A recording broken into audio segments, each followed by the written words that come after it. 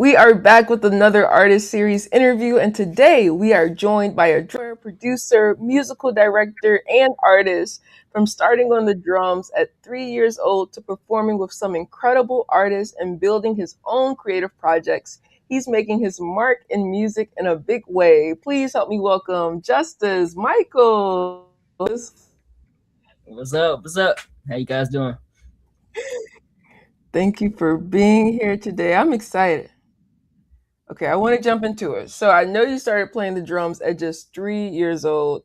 What are some of your earliest memories of music, and when did you realize this was something special?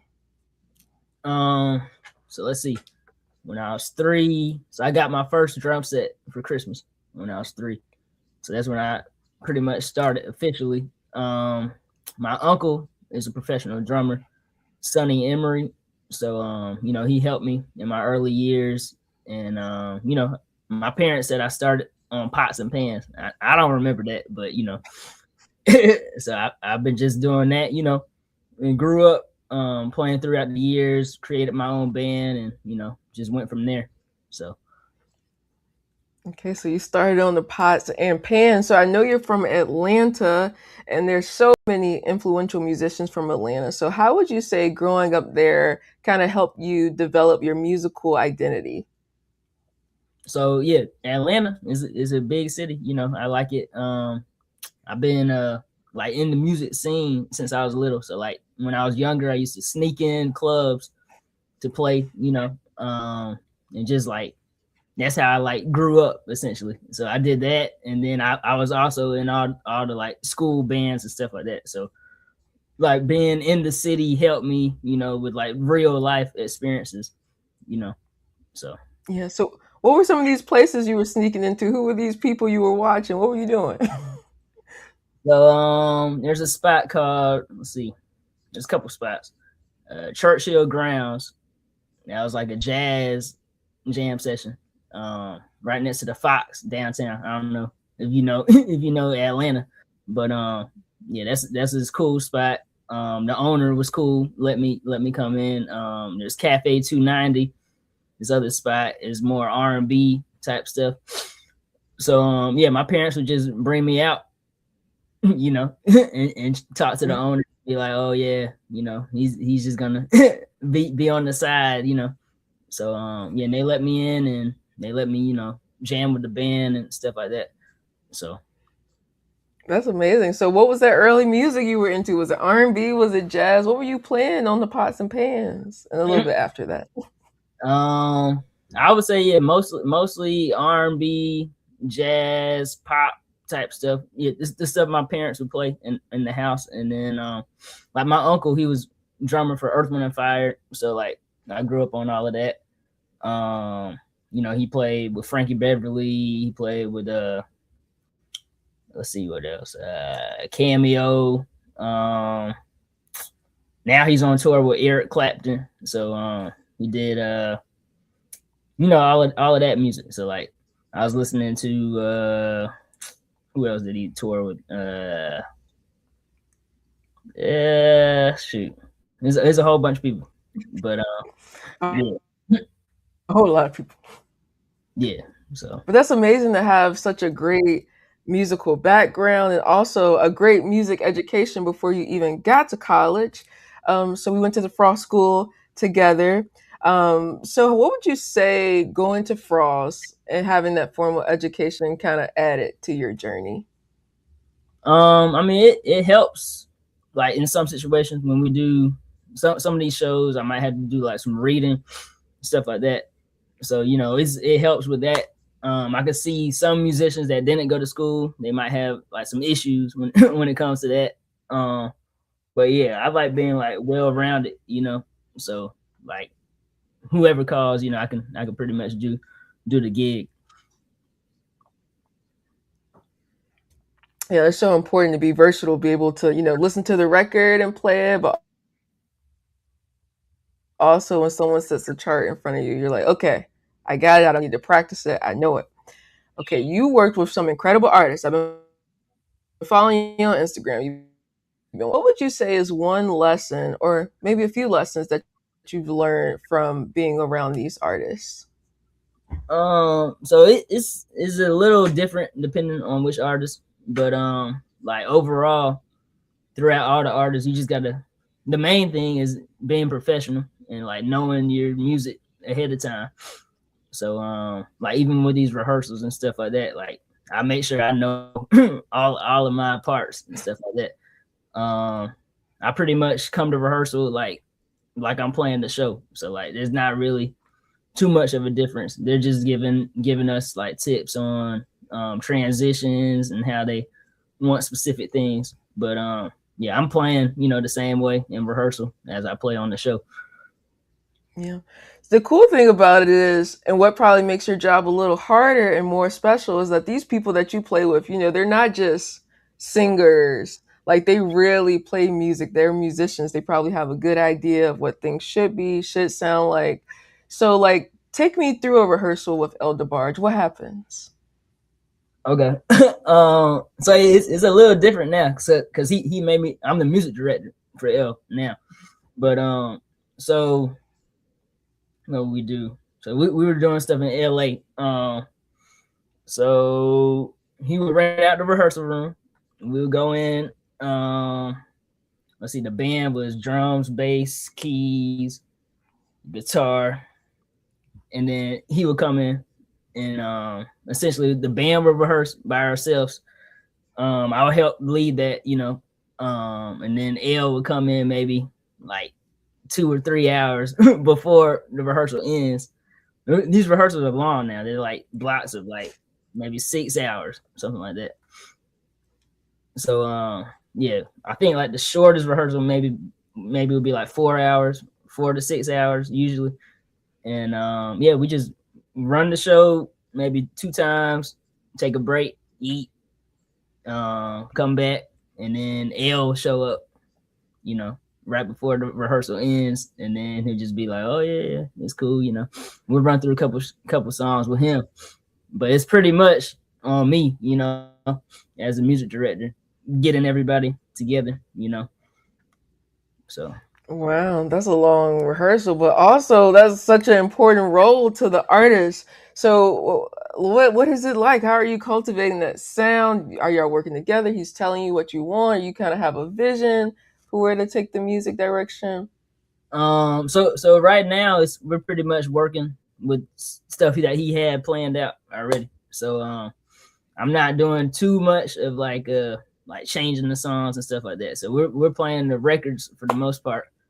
Yeah, and I'm just trying to make sure the band knows all their parts, and there's a couple transitions that I direct. So like maybe during the show too, I have a talk back mic, so I might talk to the band, while we're playing. And he likes to like go off of the set list.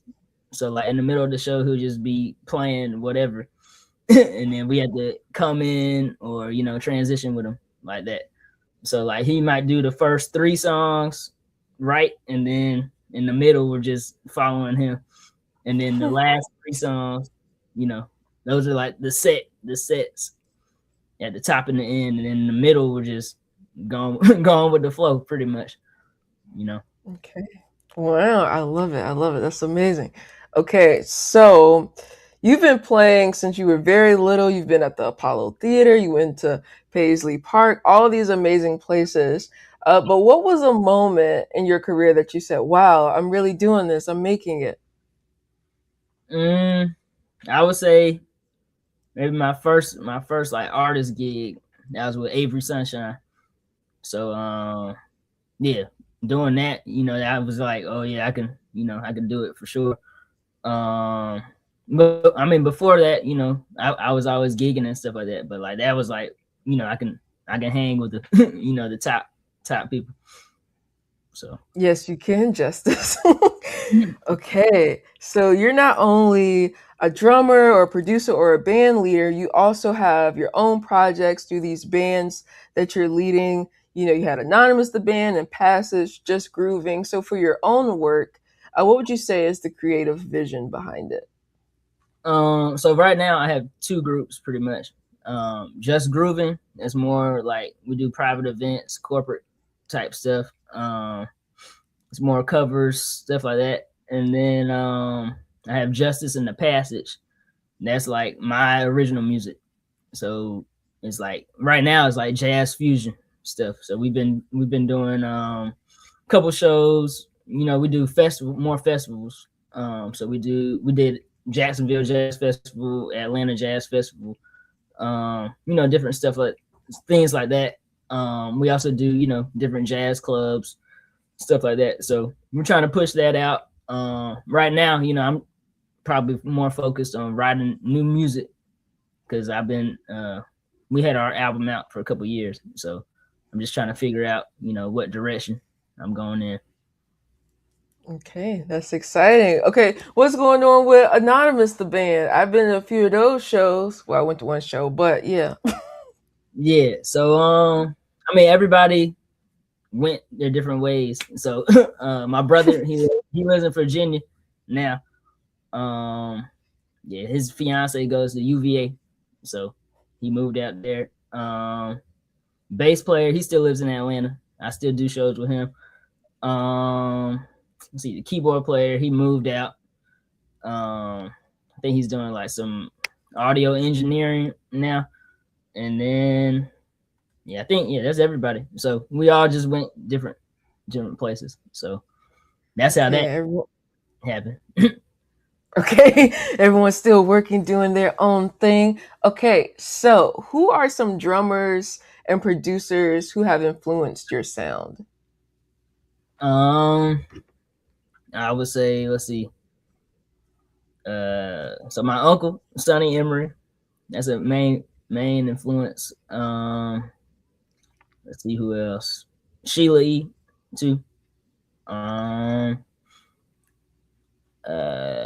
Benny Greb, you probably don't know, but he's a drummer.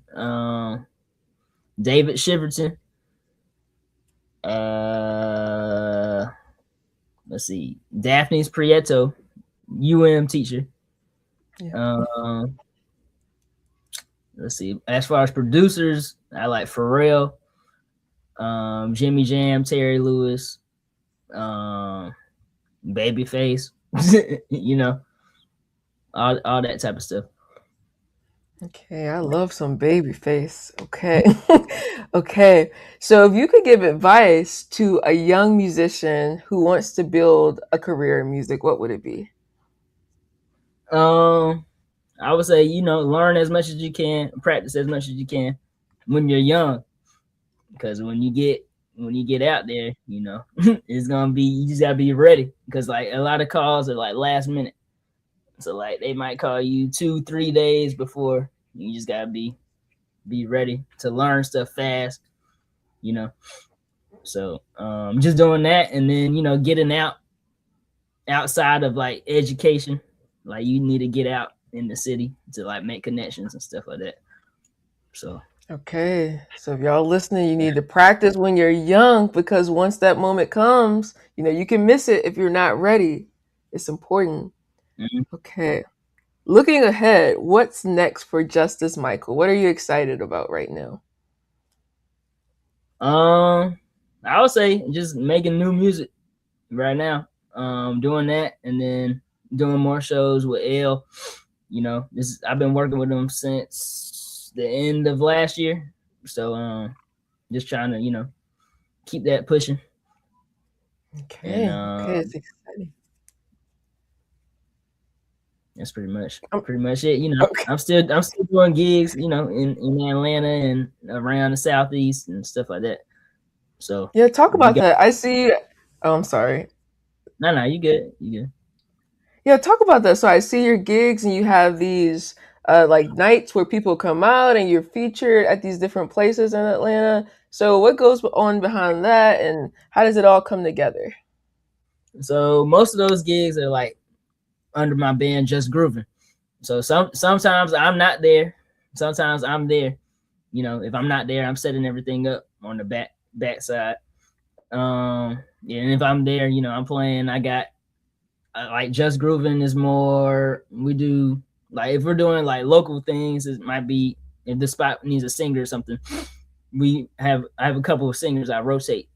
So I bring them in. And the band's usually the same guys. I always call like top musician from the city.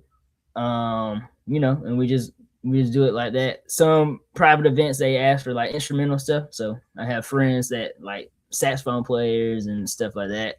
We'll work with them. Sometimes I work with DJs too, So I just try to piece everything together. Okay, multifaceted. Okay, Justice, I have some rapid fire questions for you. Okay. They're hard now. Okay, not really. Okay, Prince or Michael Jackson? mm. You said if I had to pick one? Yeah. Shoot. I say Prince. Okay, because he's a musician. I get it. He's playing all the instruments, he's writing the songs, and he's dancing and he's performing and he's singing. And okay. Yeah. Okay.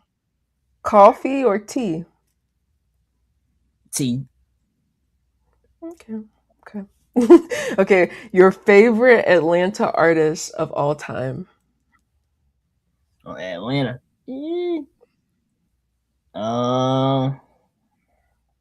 Shoot. Who's from who's from Atlanta? Outkast, T.I. I can, Maybe Usher. Usher. Well, I think he's from Tennessee, but he reps the A. Jermaine Dupri. Yeah, he's cool. Yeah, I don't even know if Jermaine Dupri. I don't think he's from Atlanta either. Okay, I'll take Usher. Who's from Atlanta? Outkast is cool. You're good. The Migos. Migos? Yeah. Yeah, I say Outkast. Okay. Okay. Would you rather? What's your favorite? Live performances or studio sessions? Live performances. Okay. Okay. Last one. What is your dream collaboration? Dream collaboration. Shoot. Probably working with Stevie Wonder and Beyonce. Yeah, those are the dreams. Wow. Stevie Wonder. That'd be amazing. Okay. Okay, Justice. So before we get out of here, can you tell our listeners where they can keep up with you and all the amazing things you're doing? Cool. So you guys can follow me on all social media platforms at Justice M Music. I have a website, justicemichaelmusic.com. You guys can check my stuff out there. So all my videos, you can see where I'm playing, all of that at Justice M Music. Okay, Justice M Music. Thank you, Justice, for being here. All right, thanks for having me.